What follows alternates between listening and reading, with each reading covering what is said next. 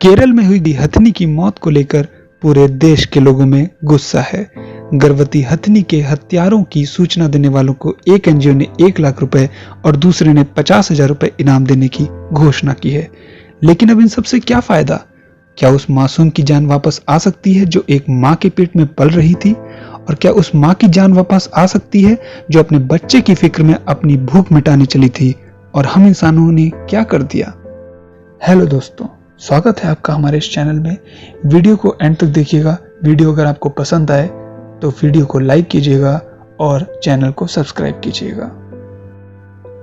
केरल जैसे शिक्षित राज्य में एक गर्भवती हथिनी मल्लपुरम की सड़कों पर खाने की तलाश में निकलती है। उसे अनानास ऑफर किया जाता है।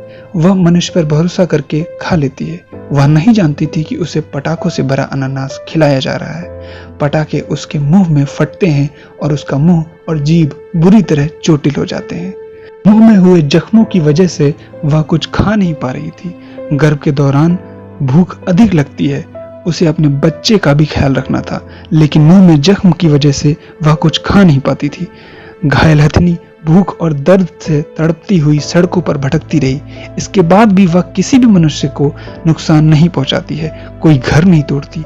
पानी खोजते हुए वह नदी तक जा पहुंचती है। मुंह में जो आग महसूस हो रही होगी उसे बुझाने का यही उपाय सूझा होगा। फॉरेस्ट डिपार्टमेंट को जब इस घटना के बारे में पता चलता है तो वे उसे पानी से बाहर लाने की कोशिश करते हैं, लेकिन हथिनी को शायद समझ आ गया था कि उसका अंत निकट है और कुछ घंटों बाद नदी में खड़े खड़े ही वह दम तोड़ देती है। वन अधिकारियों ने हथिनी के शरीर को पानी से निकाला और उसके अंतिम संस्कार के लिए जंगल में ले गए। वहां हथिनी के शरीर को जला दिया गया। पोस्टमार्टम करने वाले डॉक्टर ने बस इतना कहा कि वह अकेली नहीं थी। जी हाँ, वह अकेली नहीं थी। डॉक्टर का यह कहना था कि वह हथिनी गर्भवती थी। कभी कभी लगता है कि असली वायरस तो हम इंसान ही हैं, जो इस खूबसूरत धरती को बीमारी की तरह लग गए हैं। फॉरेस्ट डिपार्टमेंट के जिस अफसर के सामने यह घटना घटी, उन्होंने दुख और बेचैनी में इसके बारे में फेसबुक पर लिखा, जिसके बाद यह बात मीडिया में आई। पढ़े लिखे मनुष्यों की सारी मानवीयता क्या सिर्फ मनुष्य के लिए ही है? खैर, पूरी तरह तो मनुष्यों के लिए भी नहीं। हमारी प्रजाति में तो गर्भवती स्त्री को भी मार देना कोई बड़ी बात नहीं। इन पढ़े लिखे लोगों से बेहतर तो वे आदिवासी हैं जो जंगलों को बचाने के लिए अपनी जान लगा देते हैं। जंगलों से प्रेम करना जानते हैं, जानवरों से प्रेम करना चाहते हैं। वह खबर ज्यादा पुरानी नहीं हुई है जब अमेज़न के जंगल जले। इन जंगलों में जाने कितने जीव मरे होंगे। ऑस्ट्रेलिया में हजारों ऊंट मार दिए गए, यह कहकर कि वे ज्यादा पानी पीते हैं। कितने ही जानवर मनुष्य के स्वार्थ की भेंट चढ़ते हैं। भारत में हाथियों की कुल संख्या 20,000 से 25,000 के बीच है।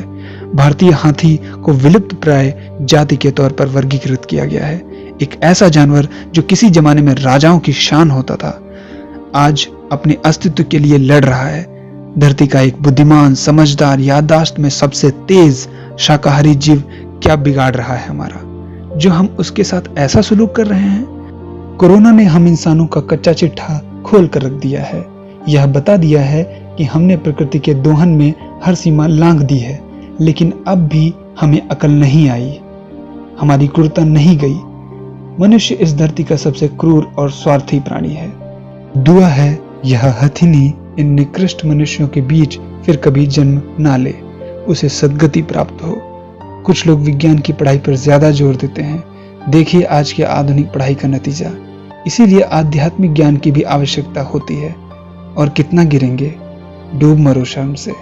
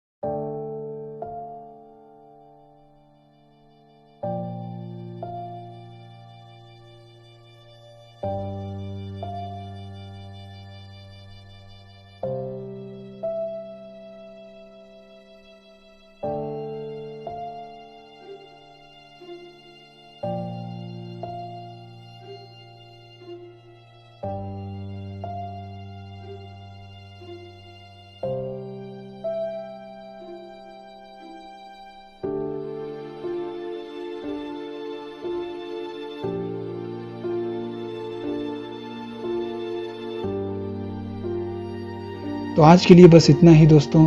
अगर आपको वीडियो पसंद आया हो तो वीडियो को लाइक कीजिएगा और चैनल को सब्सक्राइब ज़रूर कीजिएगा, और हमारी अपडेट्स मिलते रहें उसके लिए बेल आइकन ज़रूर दबाइएगा ताकि आपको हमारी अपडेट्स मिलती रहें। धन्यवाद।